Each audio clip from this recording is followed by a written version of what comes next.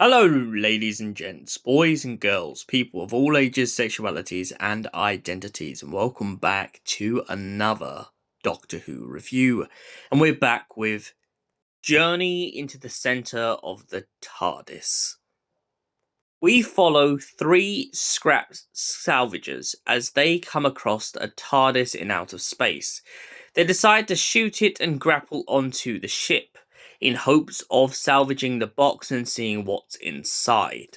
However, what they're not prepared for is what's about to happen next. Meanwhile, if we go back a little bit, the Doctor and Clara are walking around the console unit when all of a sudden everything begins to go wrong. The Doctor then crashes on top of the space heap, and Clara and the Doctor find themselves temporarily separated. The Doctor climbs out of the box, and when he takes the salvagers back inside, he then ends up having to threaten them with a self-destruct just so that they can help him on the rescue mission. The only thing he tries to get them to promise is that they will never touch the glowing orbs inside of the TARDIS's interior. This is due to the fact that if they take any of these, the TARDIS will manifest some form of being to fight back. Think of it a bit like antibodies. Whilst Clara is wandering around and finds herself being chased down by a spectre that she's not quite sure where it came from, Clara finds herself coming across a book labelled Time War. Now, this will be very important later down the line, but let's just say that this begins to make her question a lot about the Doctor.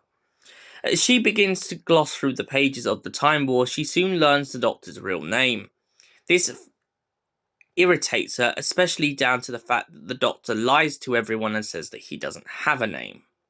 The Doctor and Clara eventually catch up to each other after the spectres begin to attack away at the brothers. Three brothers find themselves in a situation where they tell their youngest brother that there was a joke. It was a joke to make him believe that he was a cyborg. They gave him a couple implements and a couple parts that made him robotic, but inside he is still all human. This causes a ruckus between the brothers, especially when a spear manages to harpoon itself right through the cyborg-like humanoid. They manage to cut him free, but he finds himself agitated and irritated by the fact of how far his brothers went for the joke. He has had so many years of trauma believing that he was nothing more than a robot, only to discover that he has lost a lot of his human parts over the years due to their arrogance. Eventually, the three brothers end up getting too close to one another, and due to the time anomaly, they manage to forge themselves into a grotesque creature with with one limb and three heads.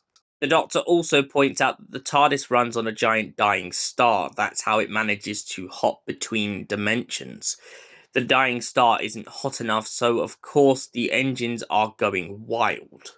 The Doctor then remembers later on in the story the fact that he once chucked through a time anomaly a button that he wasn't able to grab a hold of at the beginning of the story. At one point in the story, the Doctor and Clara arrive on a cliff edge where they find themselves scattered amongst what seems to be dead debris of the TARDIS. It's like a form of Zero's room, except from the fact that the whole room seems to be floating broken TARDIS parts. The Doctor isn't quite sure what to make of this and believes that their situation is thwart. The Doctor then also points out to Clara that maybe it's just the TARDIS trying to scare them into believing it has been truly destroyed, even though the Doctor knows otherwise. Clara and the Doctor begin to confess bits and pieces to each other. For instance, the fact that Clara knows the Doctor's real name, and that she is really irritated by the fact that he doesn't want to talk about a lot of things. The Doctor then points out to her in a screaming rage that he has no clue who Clara Oswald really is. He feels like he's looking at a ghost every time he looks at her, and most importantly, he feels irritated by the fact that she never seems to pick up on this and actually talk about it. It traumatizes him a lot to think the fact that she just seems to let things slide. Eventually, the Doctor and Clara get back to the console room, and the Doctor manages to press, well, you might as well just call it a reset button. By resetting time, essentially the Doctor and Clara manage to avoid getting grapple hooked in the first place by the Salvagers, and they begin to go on the rest of their way as the TARDIS seems to dematerialize randomly, coming off of their scopes. So, journey into the center of the TARDIS. What would I give this story? It's a really complex story, and I like the idea that there's a reset button. However, the only thing I wasn't a big fan of, because it's never quite clear and becomes so complicated, was these kind of dust slash uh, ghost looking monsters. I mean, fine, they chased the Doctor, Clara, and the three lads through the whole TARDIS. It gives you a villain for the story. However, I feel like the TARDIS itself being the villain would have made more sense, due to the fact that when we are explained that these are just dead versions of themselves, it just kind of winds you up for the rest of the story.